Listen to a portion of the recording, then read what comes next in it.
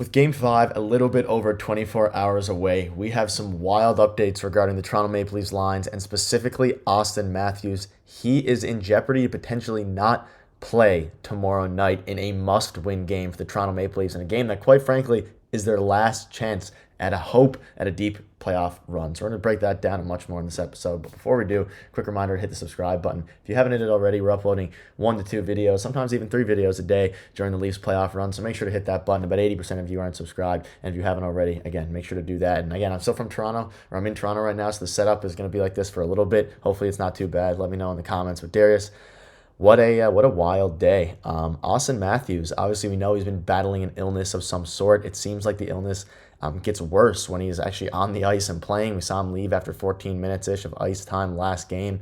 And quite frankly, it's not getting any better. And we got probably the worst news you could possibly ask for. It started with William Nylander, and then it kind of transitioned to Auston Matthews. And now, you can see this right here. It doesn't look like, from David Alter, shout out to him.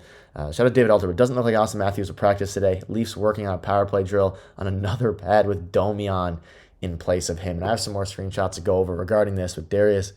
He looks like there's a good chance that he misses Game 5 tomorrow, which is in Boston, not Toronto. And if they lose tomorrow, they're out of the playoffs. And he's been arguably their best player, even though the past couple games, because of his illness, he hasn't played as well as maybe we wanted him to. But Darius, let's hear your thoughts on this. This is the full Maple Leafs experience if I've ever seen it. Not looking good. Ladies and gentlemen, experience Maple Leafs hockey. This is the pain and the excitement that we talk about. We'll get to the lines in a second, but it looks like they're preparing for life without Auston Matthews in Game 5, which is just not good. He's been everything for the Leafs this whole time, this whole era, right? We've seen it time and time again. He's been everything, and obviously he hasn't played great the last couple of games because I guess he is battling whatever illness it is. And Sheldon Keefe came out yesterday and said that it's a weird illness, and every time he skates and he's trying to exert more energy, it's basically taking a toll on his body, and he's not able to do it. And doctors had to pull him in the last game, like you mentioned. So there's a lot to it, and it looks like he's not progressing as well as they thought. He is going to travel to Boston, but to play without him, like even to play with him, not 100%, not ideal, but now to be without him, that's going to really hurt the Leafs. And I'm usually of the mindset that if somebody's not 100%, somebody who is 100% in their place is probably better. You might get a better effort out of them. But when it comes to Auston Matthews, even if he's playing at 70%, I think you'd rather him play and be in the lineup. So, the lines this morning too scared me a little bit because there's no placeholders. It looks like they're going to run with that first line of Domi, Marner, and Bertuzzi. So it's going to be interesting to watch. Hopefully he progresses well and he's able to play tomorrow night, but it is not looking good. It looks like they're preparing for life without him in Game 5, and that could be Auston Matthews' last game of the season if they lose. And it could be, as we discussed, or as kind of we've been discussing throughout the whole time, it could be the end of the Maple Leafs era with Auston Matthews playing alongside Mitch Marner. But you mentioned it. I mean, we knew, and Sheldon Keefe came out with some comments, whether it was today or yesterday, basically saying that when, like you said, when he plays on the ice or when he starts to skate, it gets way worse. Whether I think it's an illness, a sickness, we don't know. It's kind of like the William Nylander thing. We're not quite sure what it is. I don't think it's a physical injury. It's more so a sickness to some degree is all we got so far. I'm sure that'll come out. Yeah.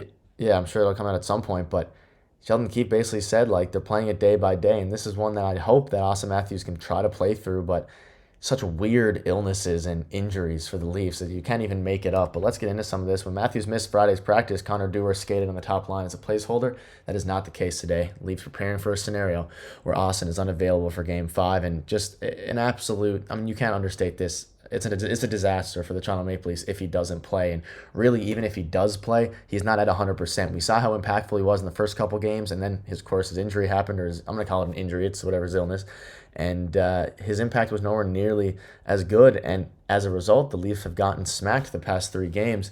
And there's really no way for them to, the past 2 games really, but there's no way for them to, I mean, maybe they can do this for Auston Matthews. They can win without him and really show everyone and do it for him like the Canadians did to the Leafs. I like the it. Canadians done to the Leafs, but it's looking, it's worst case scenario, and it's brutal. It's unfortunate. We're still going to hold hope. They play tomorrow. If the season's not over, but I'm hoping tomorrow, we'll have a video, of course, for you tomorrow breaking it down, but this is hopefully he plays. That's all I can say. Hopefully he plays. It looks a little bleak. Like sometimes I think you just have to ask yourself, is the team really cursed? Like honestly, Leaf fans are It's asking numb. themselves I'm that. numb. It's tough. It's tough because going into the playoffs, it was like, all right, exercise the demons. Like the vibes were high because the Leafs won a playoff series last year and they had a pretty good season. And you use the word disaster. It has been an absolute disaster the entire way. From game one, from before game one to now, nothing has gone right. Zero has gone right for the Leafs. They won a game. It wasn't even that like impressive. Yes, in playoffs it doesn't matter. You just look to win. It has been an absolute disaster for the Leafs the entire way so far. Yeah, and without that one Auston Matthews goal that was the deciding factor in the game that they won, we'd be staring the eyes down on probably a sweep because the Bruins have been the better team as much as we hate to say it. And again, Sheldon Keefe spoke out, yet to be determined. He will travel with the club. Hopefully, feels better. We'll see what tomorrow brings. And these are the exact type of comments they said with William Nylander when he didn't play and he missed the first 3 games. So it's a bit scary, but let's look at some of the lines now, Darius. Let's pretend and let's just hope that they can do this without Auston Matthews. It could happen. It looks like Liljegren will go back in for Game 5, replacing TJ Brody.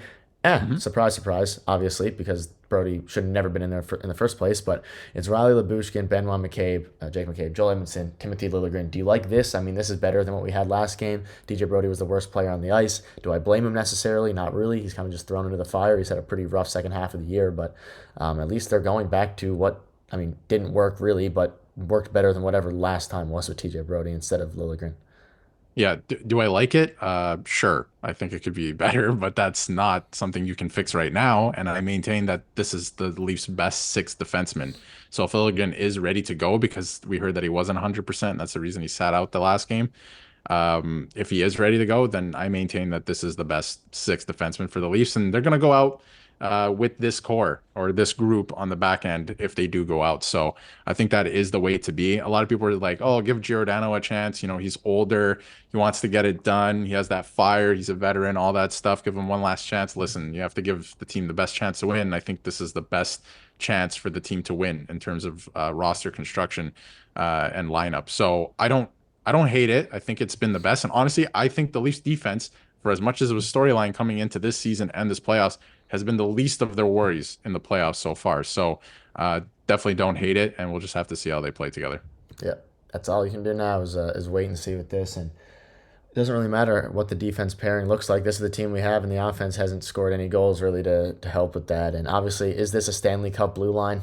I doubt it. I mean, maybe if they perform to their peak, but none of that will matter if you can't score goals, and that's been the biggest issue. And something else to note here quickly before we wrap up is that there's also Brad Marchand who's out at the respective practices, which is very interesting. I don't know. He's probably going to play. I don't think it's as severe as the Matthews one. It could be similar to where Matthews was getting a bit of rest last game before he played, and it could be similar for Marchand now. And Brad Marchand probably is getting some rest because he's a veteran, and Brad Marchand is very good at hockey, unfortunately, even though he gets in the heads of a lot of these players, these fans, respectively. But Darius, I keep popping the screenshot of Darius. It's over. It's not over. The video is over, but it's not over yet. The series is not over yet. There's been so much drama. We think back to, I mean, this may as well keep it up now. When Nylander was ripping Mitch Marner, that was just seems like forever ago. It was just a couple days ago, and now it looks like Matthews is going to be out. So, any quick final thoughts before we wrap up and really buckle up for Game 5 tomorrow? Yeah, it doesn't really matter who's in or out of the lineup. Like if this team has it, they will show it. And there's still two $11 million players in the lineup. Three, sorry, excuse me, three $11 million players still in the lineup. So if you're just gonna bow out like this because Auston Matthews is not playing, then you didn't have it in the tank anyway. So we'll just have to see what they do. It's not entirely possible that Matthews, or it's not out of the question that he does play. It's still entirely possible. So we'll have to keep an eye on that tomorrow at tomorrow's morning skate, which I'm sure will bring a lot more news and storylines and all that stuff. But in terms of Brad Marchand, probably just maintenance or something. If he did tweak something, listen, the Bruins are up 3-1. He'll probably get back in sometime in the series. So we'll see. If He's only a the Leafs battler. had that luxury. I know he is a battler. He's good at what he does, and that is Brad Marchand. So we'll just have to keep an eye on the Leafs. If they want it bad enough, they'll win. They'll go out and take it. And let's see it. Hopefully that'll happen. We'll have you covered the video tomorrow and probably more than that as well. But thank you guys for watching. Keep your hopes high. It's possible. I'm in Toronto. I will give the good luck, even though they're not even in Toronto. But that'll wrap it up. Thank you guys for watching. We'll see you soon.